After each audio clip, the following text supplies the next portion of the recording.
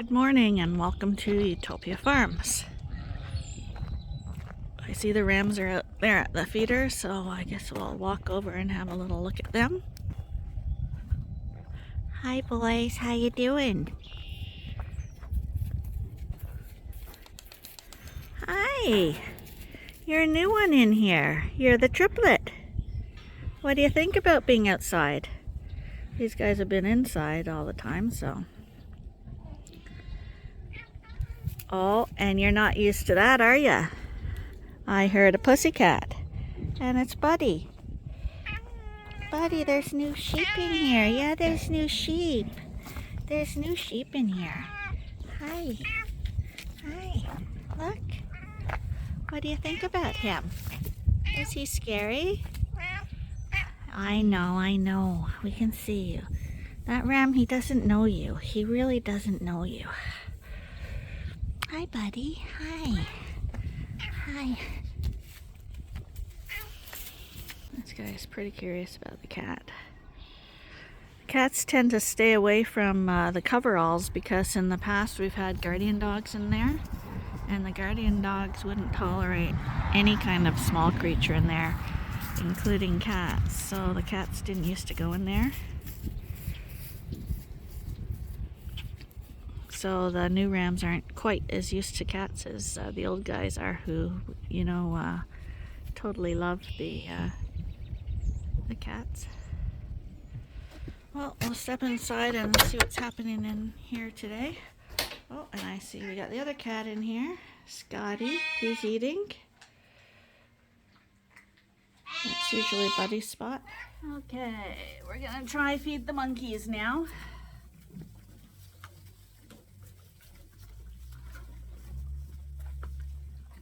Kit Kat and Caboodle here.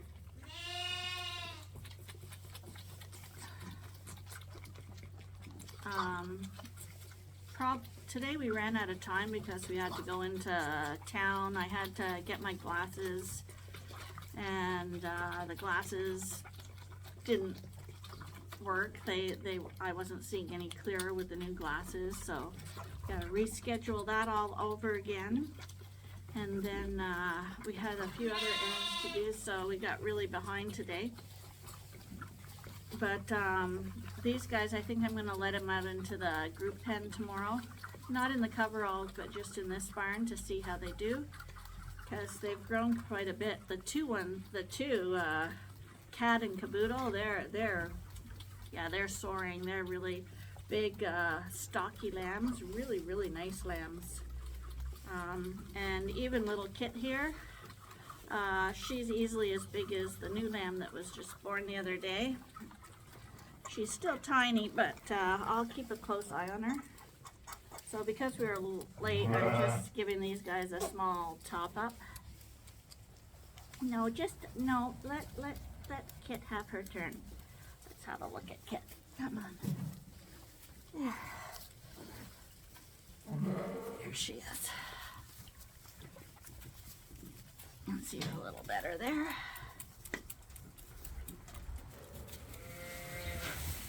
Okay, we're in the barn where they're getting first cut dry hay, because this is where all the ewes that we're drying up are.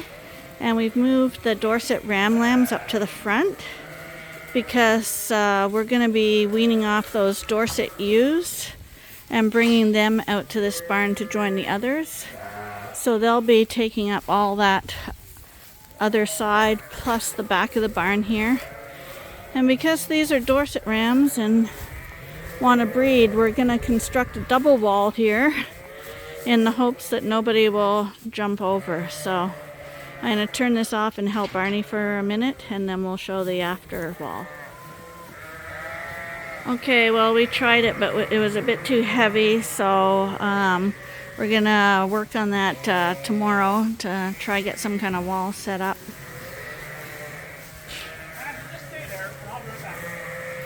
Oh, now he's wanting to do it.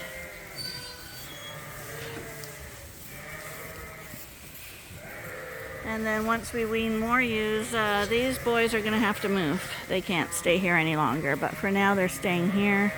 And we are a little worried about those little buggers jumping over. His theory is that he's going to wrap wire around the 2 gates to make it double high. No sheep could jump this wall. Goat might be able to, but no sheep. Now there is a little chance for a smart sheep to jump over at the drinker, but I don't think they're that smart. And nobody... That's right. But normally we wouldn't have these Dorsets side by side with ewes, but we don't want any accidents happening because the Suffolk ewes won't be breeding right now, and not likely the Dorsets either because we just pulled lambs off them. But never say never when Dorsets are involved. It's quite the monster wall. If they get through that, they've earned it. It's like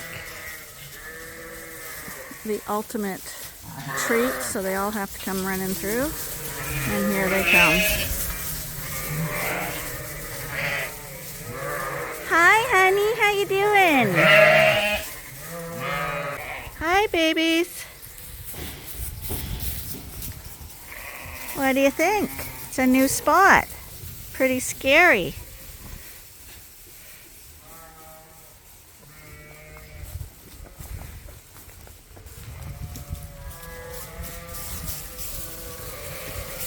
And so far, so good on this group. Nobody is having any negative effects of being weaned. I don't know why Arnie's chasing them around, but I figure anything to work up the rams.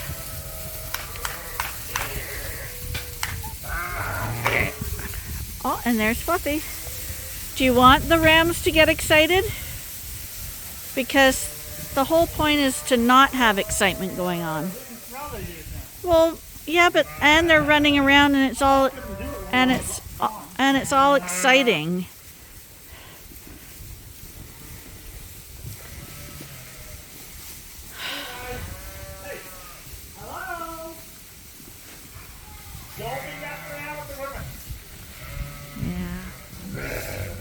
This is way too tempting. I don't know why. This is such a guy thing. Chase all the girls over. You need a board along here. If anyone's going to get through, that's where they're going to get through. It's afternoon here now. So tomorrow when we come in, hopefully the wall is still standing and everybody is in their own pens and everybody's nice and calm.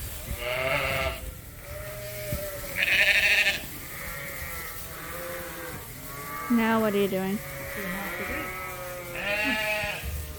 Nice. Hey, come on. Get out of here. Get out of here. Get out. Well, this is a good view of the Dorset rams anyway. These are the fall rams and they're a pretty nice bunch in here. This group we're really happy with.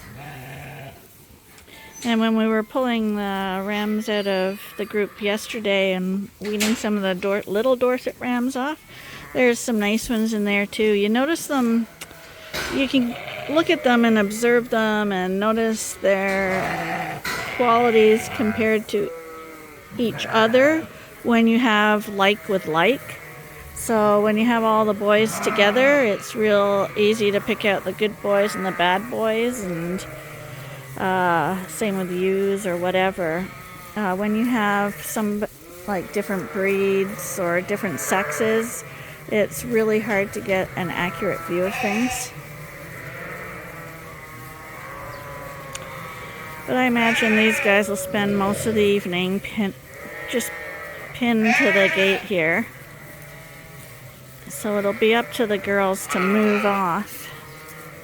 I'm hoping they're not cycling, so they will move off. Hi, guys. So we'll have a peek and see how these boys made out without their moms.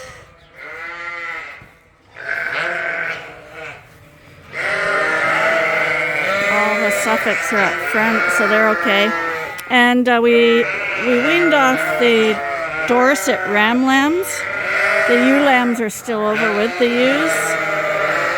But the Dorset ram lambs were showing too much interest in the ewes. Now, we do have ewe lambs in here, Suffolk ewe lambs, but they're only 3 or 4 months old and they're Suffolks. So it would be extremely rare that anything would happen in this group because for one thing, Suffolks don't want to breed out of season at the best of times. And they're also very, very young. But the ram lambs breeding back their mothers, also not likely, but it is possible. We have had that happen. And shortly we will be taking this group and dividing it in half anyway, though, into boys and girls, so that we can judge them, like I said, girls against girls, boys against boys. It gives us fair comparisons for making our selection criteria, and we'll be running them through the chutes, and there'll be a lot of work going into that process. Two nice rams standing right back there. Today it went up to 14 degrees, so you can see that they're a little hot. We got a ewe lamb there and 2 ram lambs. They're looking pretty nice. And here's number 2. Most of the Dorsets, when you look at them in with our Suffolks here, you'll see that they're a little bit smaller. These Dorsets are the same age as these Suffolks, and we use similar sized rams and ewes. The ewes are a little bit smaller than our Suffolk ewes, but the rams are about the same size as our Suffolk rams. But it just shows you that the breed is a little frailer, a little slower growing. That's Hunch's sister. She's a really nice ewe. So it just demonstrates that they will grow on, just like the Suffolks will, but they will do it at a lot slower pace. That there is Jerry. Jerry turned out to be a one-nutter. So unfortunately, he will not be a breeder.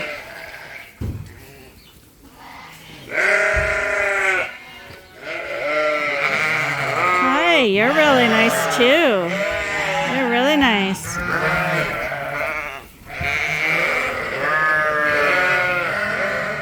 Looks a little less crowded now without the boys all in here. There are a couple of boys in here, younger ones. And I think there's 2 that we missed that we'll be grabbing one day when he's in the creep pen, but they were smaller ones anyway. Hi girls, were you having a race and now you're hot? Hi you guys. So anyone with a little fleck on their nose, like this girl, would be a cross. And this one on the box here. And a cross at our place would, oh, here comes Annie. A cross would probably have Texel in it or Rita. Hi! Now that's a boy. He's really nice. Really liking the look of him. He's a young lad. So he's not going to get weaned for a little while. But I like his stance. I like that he's got a nice squared off nose and short little ears and a bare face. Oh, that's an even younger one. But he's got very nice conformation, that little guy. This girl is very nice too. Hi! You are very curious about this whole thing. Hey, buddy.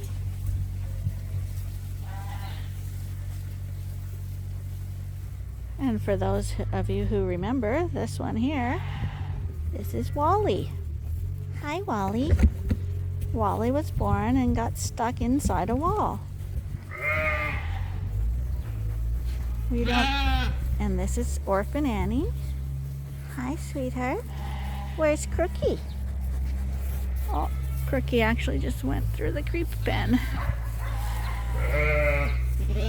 $140. I'm gonna go look you up in the book because you're very nice. Very, very nice. So I'm sitting on the box, and this here is little Annie.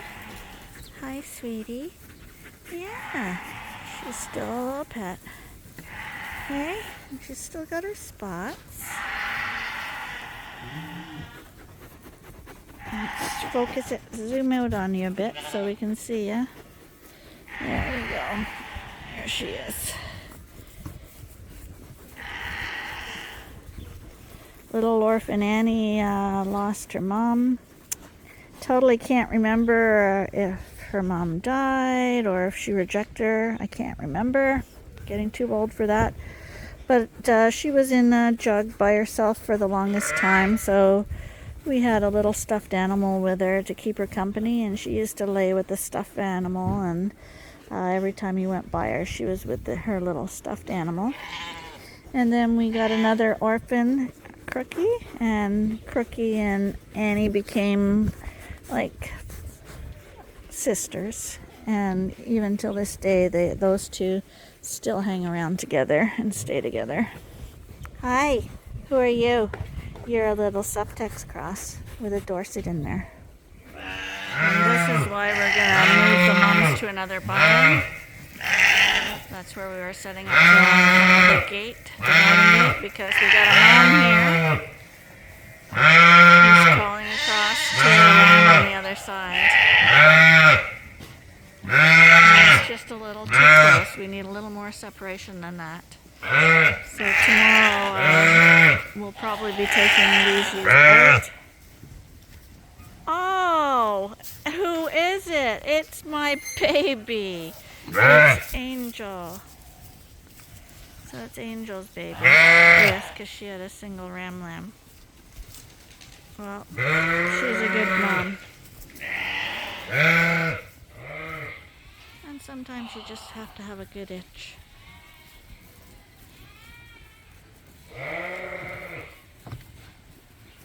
Oh, is that itchy? Do you have a little bit of an itch? You gotta scratch that itch.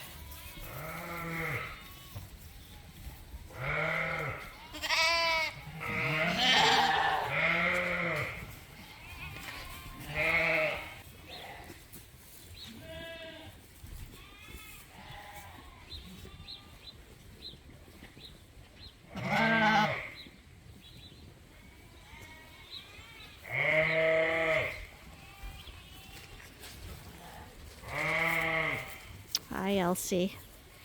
Hi. Where's your lammy, see?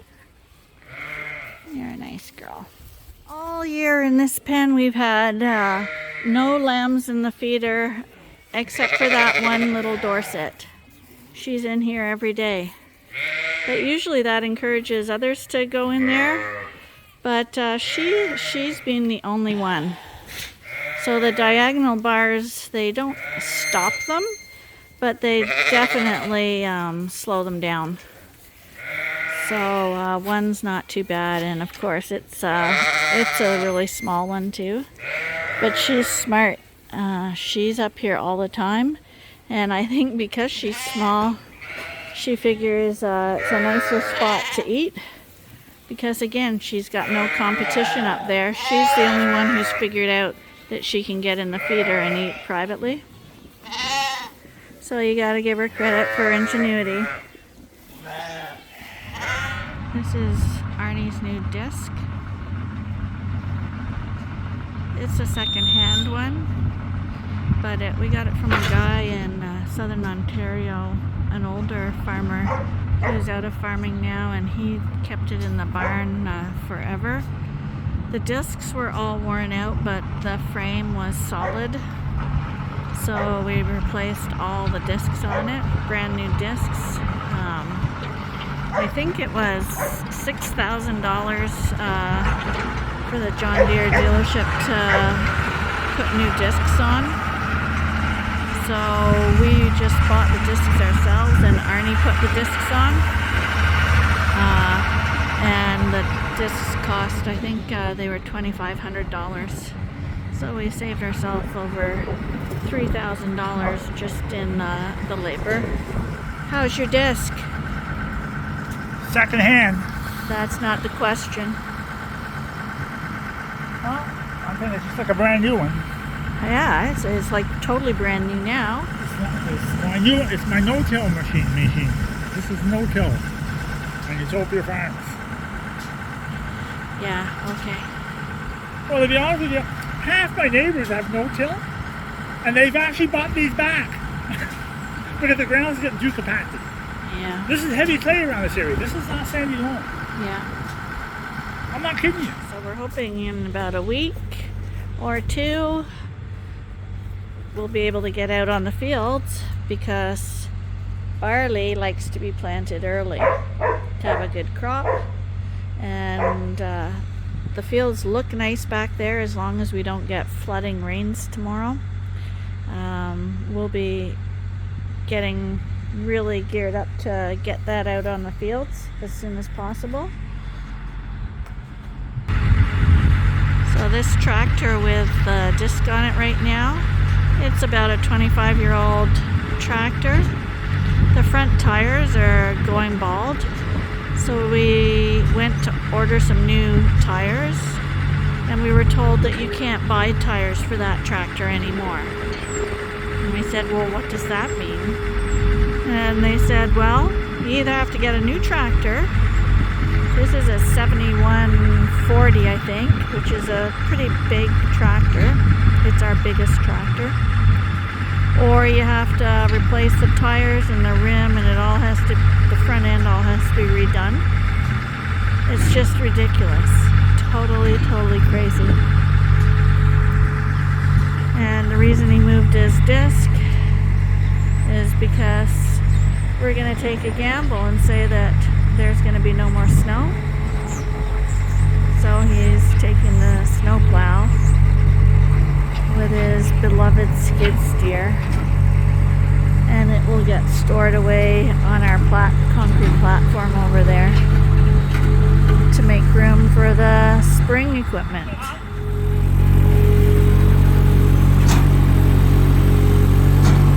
This is part of getting ready for spring, getting rid of winter.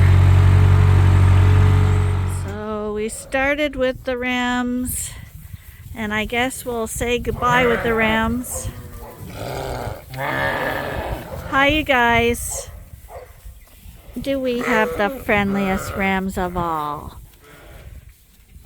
Here they all are. The big guys. Some are ours, some are for sale.